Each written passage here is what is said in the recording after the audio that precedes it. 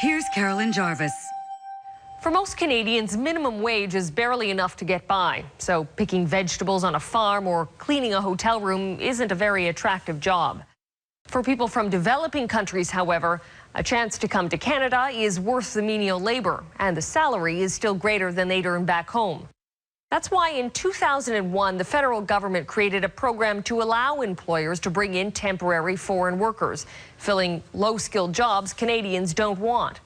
But as Sean O'Shea discovered, many of those workers who had dreams of living like Canadians say they've been abused and exploited.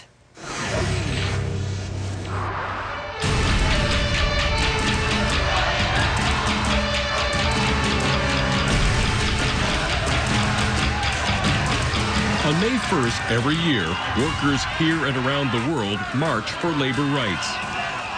But in some corners of Canada, those rights may depend on who you are and where you come from. Foreign workers are allowed to come to work in industries with labor shortages like agriculture, and they come in droves. Thousands of foreign workers are happy to get low-skilled, low-paid jobs Canadians don't want. They travel to thriving agricultural hotspots like Leamington, Ontario. But behind this pastoral country scene, there are ugly stories of Canada's disposable workforce. It was exciting because this is an opportunity to come to Canada for the first time. For Supaporn Sri Udom, working in Canada seemed like a great opportunity to provide for family back home. They encourage us with an opportunity to make lots of money. She's part of a group of Thai and Mexican workers. They say they found themselves trapped in a foreign country, saddled with debt, and unable to escape an abusive employer. I've been here for 5 years, and I want to go home to see my children, but still can't return home. Supaporn says recruiters charge between $10,000 and $12,000, but the promises made it seem worthwhile, so she put her house and farm on the line to borrow that money. They promised us salary and overtime payment. We thought of the amount of money they had said, but it had never happened. What Supaporn didn't know is that it was against the rules for that recruiter to charge for getting her a job. And she didn't know that her new employer, this man, may have been breaking the rules too. We worked in the outdoor farm for about 3 months, and then we moved to the fish farm.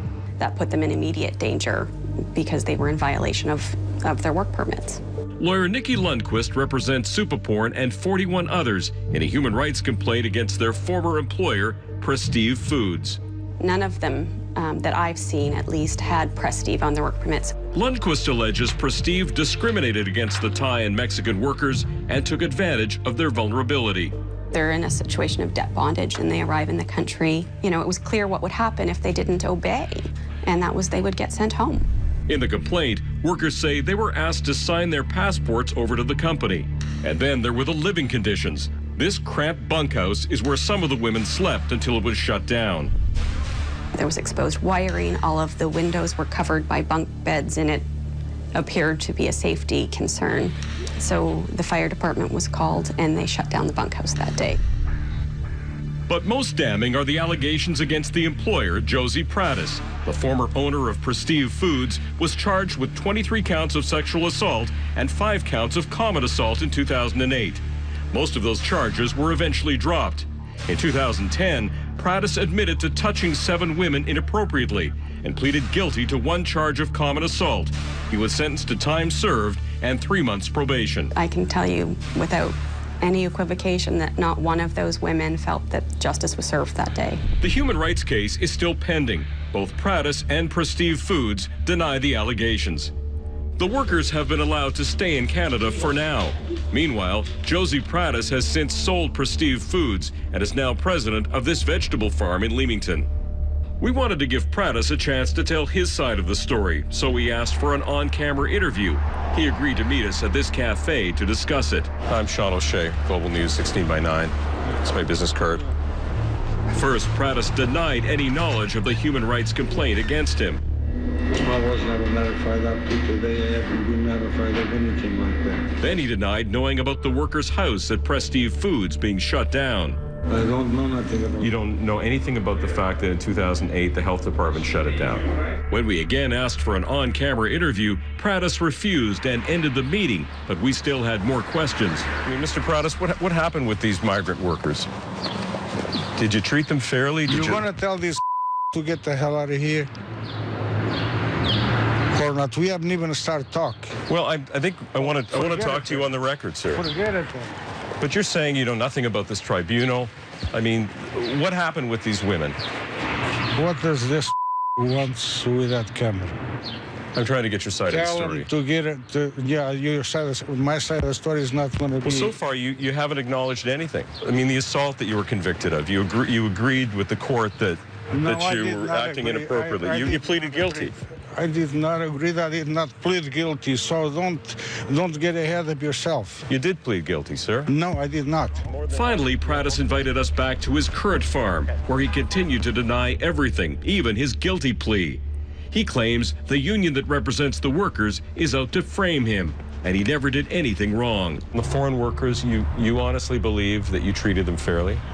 Honestly believe that I did more than what I was supposed to. Even though they're saying right up until this month that you mistreated them, that you overworked them, you worked them 7 days a week, you worked them 15 hours That's a day. A lie. That is a pure lie. Despite the human rights complaint and his criminal past, Prattis told us he's still using foreign workers. Nikki Lundquist says enforcement is just one of many problems with the low-skilled temporary worker program. The problem with the program is so fundamental that I can't even say anything decent about it. I really can't.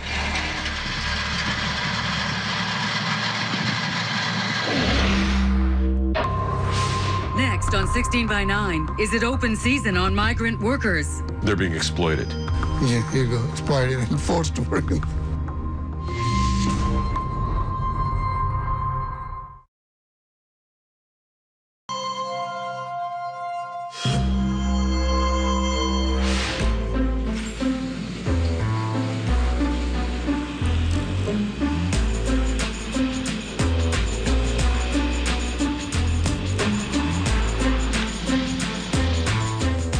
This is Mike Sabelli, president of Flavor Picked, a cucumber farm in Leamington, Ontario. They'll probably be ready in about 5 days to 6 days. The sprawling Flavor Picked greenhouse complex holds more than 100,000 plants. Sabelli says there aren't enough Canadian workers willing to stick with the job of picking cucumbers. Some do stay, but not very many at all. So last fall, Sabelli turned to the low-skilled temporary foreign worker program. He says he was lured by the promises of a recruiter named Saeed Khan. Tell me how many workers you need, and they'll be able to stay for 2 years. We bring them in for you. We take care of their visas, everything for you. But according to Sabelli, it didn't turn out that way. He says he paid Khan $30,000, but only got half the number of workers he was promised. We wanted 24. He brought 12. We've never seen those other 12. We're falling way back on labor. So he promises you the world, and what does he deliver? Basically nothing. Sabelli says aside from the problems with Khan, using foreign workers has worked out well. Do you think that they're being treated fairly generally by people in this industry? I think we're treating them pretty fair, yes. Julio Chavez was one of the workers recruited to work at Flavor Picked, but he says the treatment he got from Sabelli was a long way from fair. You have to be dealing now with the people in charge, because they are like basically just behind you, trying to, treat you like if you were in a slave or something like that. Mike Sabelli says Julio was let go because he simply didn't work hard enough. But Julio claims he was forced to work 7 days a week, up to 15 hours a day, and was fired after he got sick and complained about the working conditions. Now you have no place to live and you have no job. I'm kind of in a really bad situation right now. But it sounded promising in the beginning. Yeah, it sounds really promising. Julio was living in Michigan when he says Saeed Khan enticed him to Leamington with the promise of a job and a better life in Canada. He tried to make the things look really attractive. So then in the end, we decided to come down here, even though we had to pay for it. Julio says he agreed to pay Khan $3,150 and gave him $1,000 up front. He thought that money would be his ticket to permanent residency. He promised that if you did this, you'd be able to become eventually a resident of Canada. Exactly. And you know now that that was not true. Yep. So he lied to you. Yep.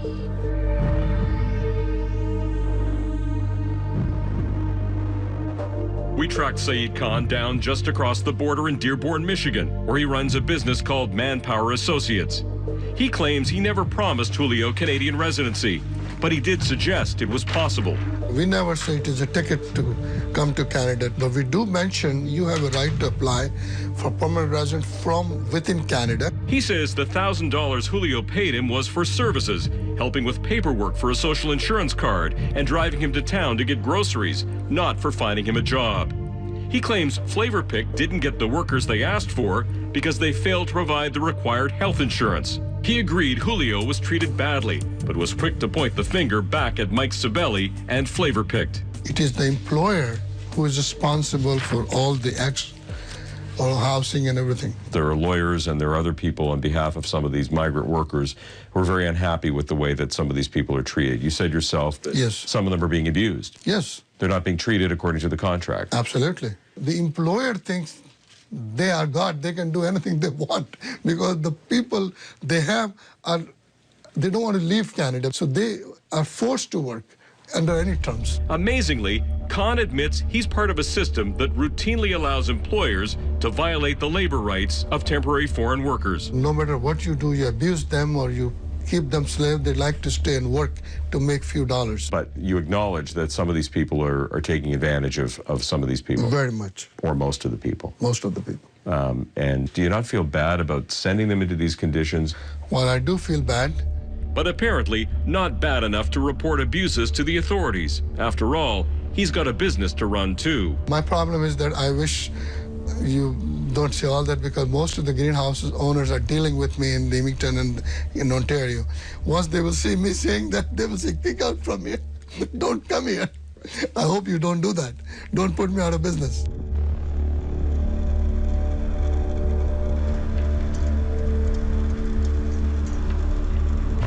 Immigration consultant Kathy Kolar says people like Julio are often fooled into believing they'll be living like Canadians, but they end up as second-class citizens. I feel like there are two Canadas.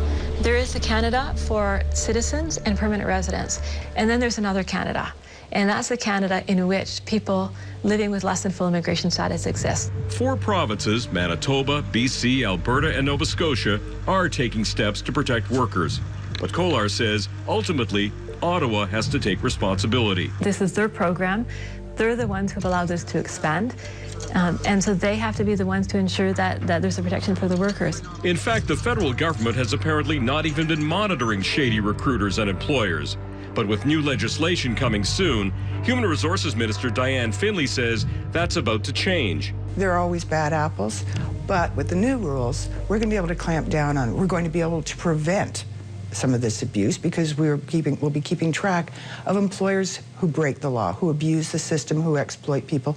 They will no longer be allowed to bring in temporary foreign workers if they're caught doing that. Until that happens, people like Julio are stuck between employers and recruiters, both ready to reap the financial rewards from endless crops of foreign workers hoping for a piece of the Canadian dream. I can tell the program itself is good. The problem is the people that they take advantage of it.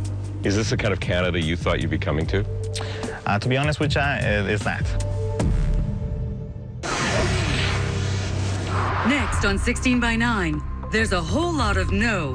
Microwave. No. Toaster. No. Blow dryer. No. When you're living off the grid.